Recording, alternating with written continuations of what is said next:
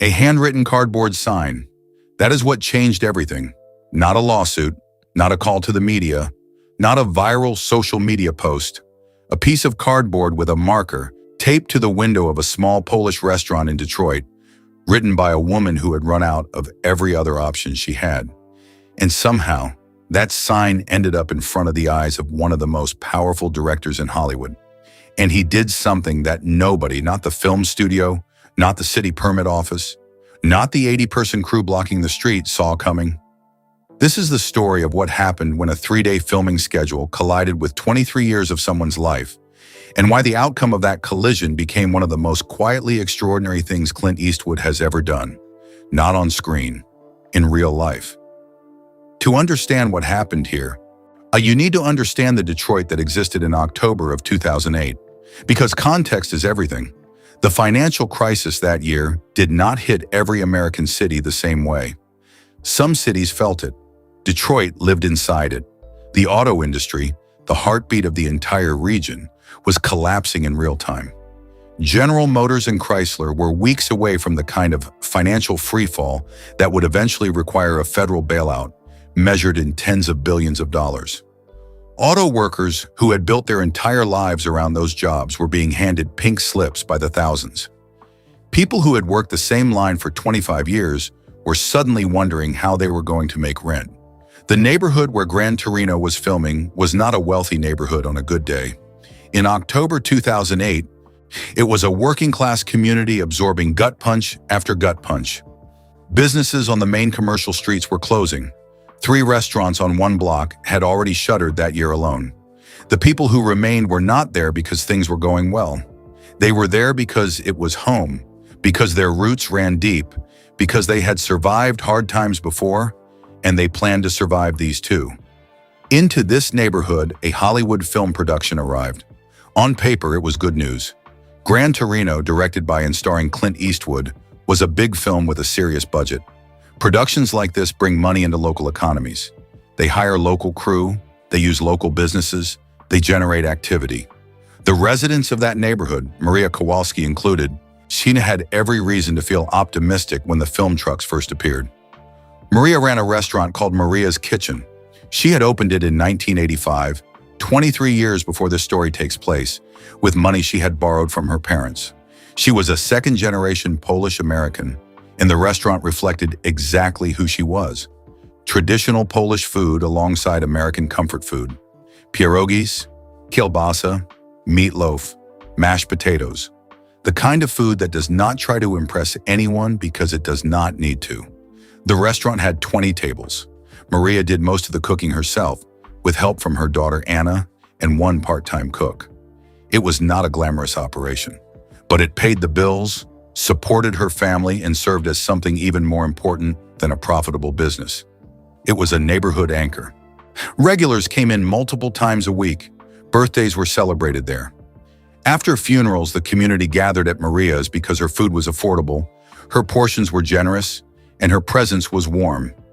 She had survived 2008 so far by keeping prices low and quality consistent, by knowing her customers' names, knowing their grandchildren's names, knowing which table they preferred to sit at.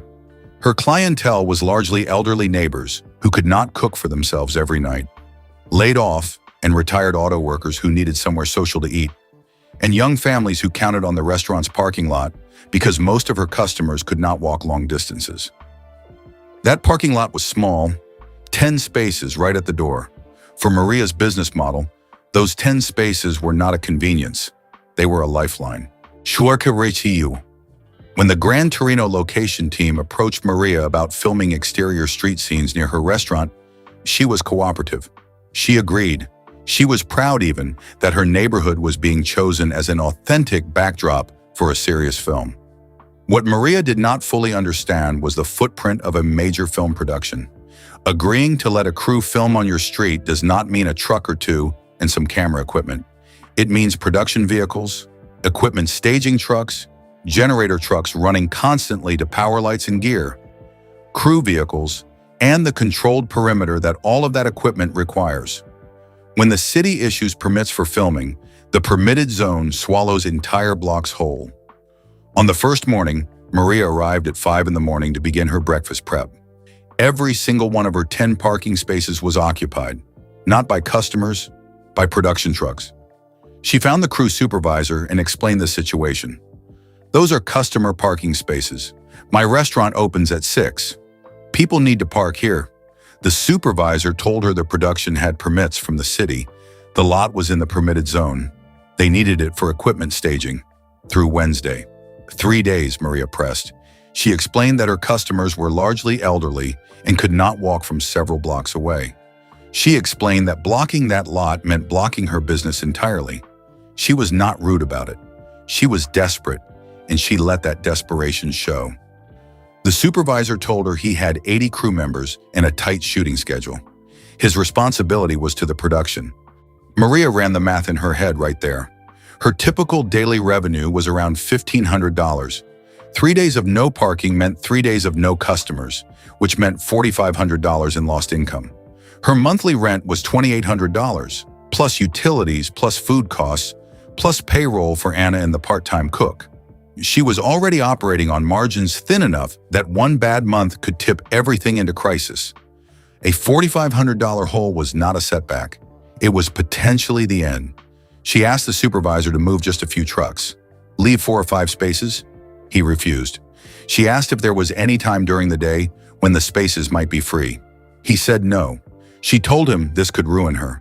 He told her he was sorry but could not solve her problem. She opened that morning knowing it was futile. By lunchtime, she had served 4 customers. Her normal lunch rush was 60 people. She called her landlord to warn him that rent might be late. She called Anna and told her not to come in. There was nothing to come in for. On the second morning, Maria did not open. She made a sign on a piece of cardboard and wrote in marker, "Closed. Film crew blocking, parking for 3 days. Cannot afford to stay open without customers. Sorry to our regulars. We will reopen when we can." She taped it to the window, locked the door, and went home. That afternoon, Clint Eastwood was being driven between filming locations in the neighborhood. He looked out the window and saw Maria's sign. Clint Eastwood has been in the film industry for over 50 years. He has directed and starred in some of the most iconic American films ever made. He has navigated the politics of Hollywood, won Oscars, and built a career on the back of relentless professionalism. He has also, throughout that career, maintained a reputation among people who work with him for treating people on set and around productions with genuine respect. But here is what made him stop the car. That sign did not accuse anyone. It did not threaten legal action. It did not call for boycotts. It just stated the situation honestly, with a note of apology to the regulars who relied on her. Clint pulled over, got out, wrote down the phone number Maria had listed on the sign for catering inquiries, and got back in the car. That evening, he called her. Maria answered. He introduced himself. She did not believe him at first. She was half convinced it was a prank. He told her to listen, that what he was about to say was going to sound too good to be true, and asked her to trust him anyway. He asked her to tell him everything, and then he actually listened. He did not interrupt. He did not qualify. He listened to 23 years of her life compressed into a phone call, the borrowed money from her parents, the regulars she had kept fed through a recession that destroyed everyone around her, the 4 customers she had served that morning in a restaurant that normally held 60 at lunch, the call to her landlord, the note on the door. When Maria finished talking, Clint told her 3 things. First, he was sorry. His crew had disrupted her business, and that made it his responsibility to fix it, regardless of whether they had valid permits. Second, and by the following morning, she would receive a check from the production company covering her $4,500 in lost revenue. Third, she would also receive a personal check from him covering 3 months of her rent. He told her to consider it an apology, and then he told her the 4th thing, which was not something she had asked for at all, and which she would spend the rest of her life trying to find words to explain. He was rewriting part of the script that night. He was adding a scene set in a Polish neighborhood restaurant, and he wanted to film it in Maria's kitchen. The phone call lasted 23 minutes. Before he hung up, Clint told her something she kept with her long after. He said he loved that she had not threatened to sue anyone. She had not called the press. She had simply written an honest sign explaining her situation. He told her that was dignity and that it was the kind of person he wanted to help. The next morning, Maria arrived at her restaurant before 6. A courier arrived at 6 with 2 envelopes, one from the production company for $4,500, one from Clint Eastwood personally for $8,400, which was exactly 3 months of her rent. At 11:30, the first wave of crew members arrived for lunch. Clint had made it mandatory. Every person working on the Grand Torino production would eat at Maria's kitchen for the duration of filming on that block, all 80 of them, in rotating shifts throughout each day. Maria served more meals that day than any day in 23 years of business. And the crew members were respectful and tipped generously. They came back for dinner. They came back the next day. On the second day, Clint came in himself, sat down at one of her tables, met her daughter Anna properly, and ate pierogies while explaining the scene he had written. Walt Kowalski, the character Clint was playing in the film, a Korean War veteran wrestling with grief and isolation, was going to walk into a neighborhood restaurant for the first time in years. It was a small scene, 3 minutes on screen maybe, but it was a scene about a man beginning to re-enter the world after shutting himself off from it, and Clint wanted it to be filmed somewhere real, somewhere that actually meant something. He wanted to film it in Maria's kitchen. 2 weeks later, they did exactly that. Maria closed for 1 day of filming. Clint in character, as Walt Kowalski sat at her actual tables. The camera moved across her actual dining room, her actual decor, the room she had built and maintained and fought to keep open for 23 years. Anna had a small speaking role in the scene. Maria was paid $5,000 for the location use, plus residuals. The restaurant's name appeared in the credits. Grand Torino premiered in December 2008. Maria and Anna drove to a theater in Detroit for the screening. Here is the thing about sitting in a theater and watching a scene unfold on screen that takes place inside a building you have cooked in every morning for 23 years. There is no way to prepare for it. It is not something that happens to people. It is not a thing most people have a category for in their emotional vocabulary. When the scene appeared, Clint Eastwood sitting at one of her tables, the camera sweeping across a room she knew better than any room on earth. Anna on screen carrying plates of food she had served thousands of times. Maria broke down crying. A woman sitting next to her noticed and leaned over to ask if she was okay. Maria could not speak. She pointed at the screen. Anna leaned across and explained, "That is our restaurant. That is our place. We are watching our life on screen." The woman's eyes went wide. By the time the credits rolled, half the theater knew they were sitting next to the owner. People approached Maria afterward. They asked where the restaurant was. They promised to visit. They kept that promise. Abram, the effect of appearing in a widely seen Hollywood film is difficult to overstate for a small neighborhood restaurant. Grand Torino was not a modest film. It grossed over $200 million at the worldwide box office. It was one of Eastwood's most successful and critically discussed films. People watched it and talked about it and watched it again. Maria's kitchen became a destination.